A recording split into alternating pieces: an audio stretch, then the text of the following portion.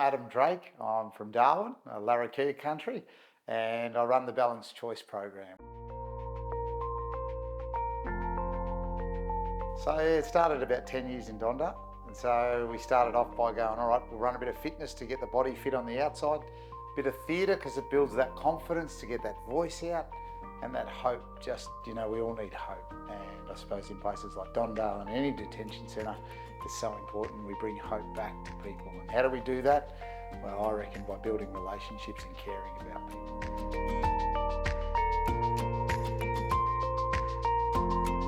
First time ever in Gurindji, to go to the massacre site, which was just devastating, and to be able to sit and hear the stories was hard to experience, but important for growth. Then to go out and visit the Lingiari grave, and to go and also see the site where the sand went through the hand, and feel that I was a part of history by visiting those places, but then taking the lessons of, wow, if something so powerful could happen back then, this men's forum could be the start of something really powerful happening nationally in this place again, and especially after the floods and everything that's happened.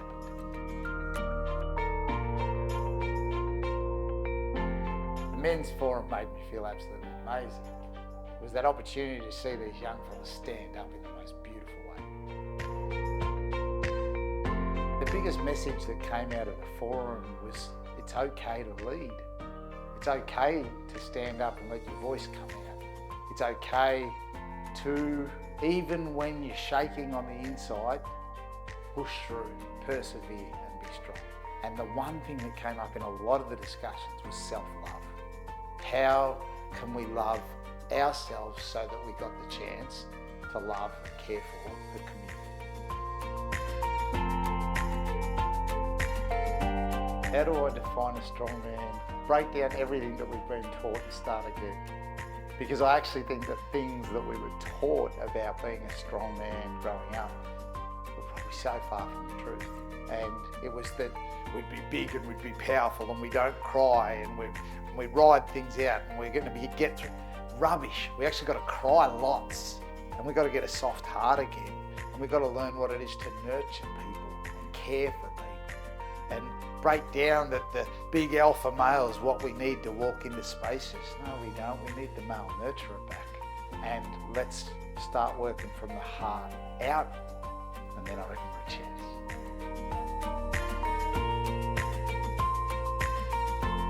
I believe that it'll start to bring confidence to the voice of the people. It'll create a culture of gathering together and sharing, which I don't think we get encouraged to do very often. It will also encourage bringing other people in to share their stories, and then that, I believe, will go out to the community and they'll start to hear about what's happened here, and more will come, and then we almost change the culture that men don't talk. No, actually we do, and we need to, and we actually need to cry together, and we need to heal together. And I believe that's going to happen because of what just happened here.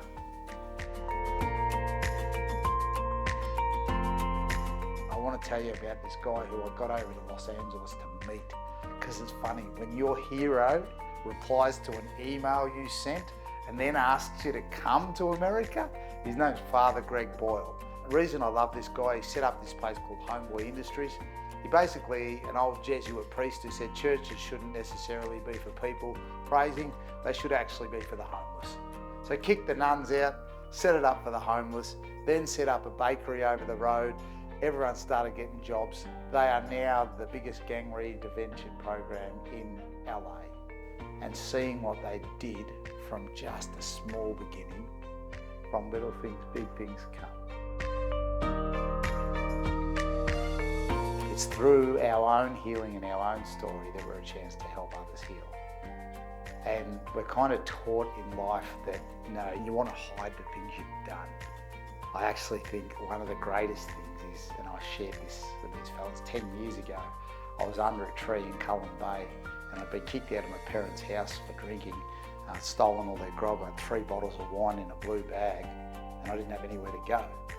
10 years later I sit here with you, and I always say the difference is I didn't even like that guy. I was so ashamed of him. I believed all the things. I was a bad dad, I was a gambler, I was an alcoholic.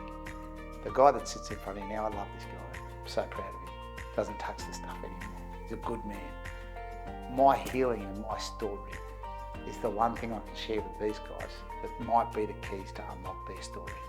So let's stop pretending we're perfect and we've got stuff going on. We're all a mess, but we're just trying to walk each other home. And that's what it's all about. We were just talking actually at the barbecue, having a yak about what could be better. And one thing we said was to get them moving in the morning, as in from 8 o'clock to 9 o'clock, just to do a bit of fitness or a bit of a workout for those that wanted to.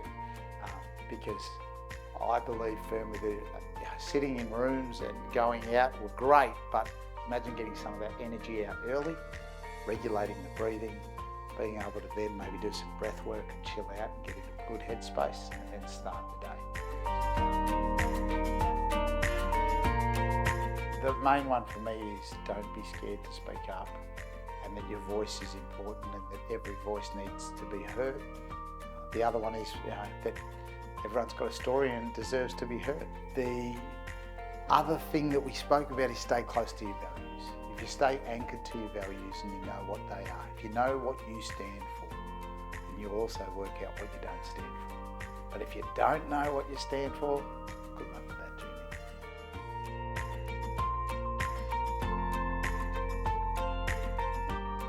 I'm Adam Drake, and I'm a strong man.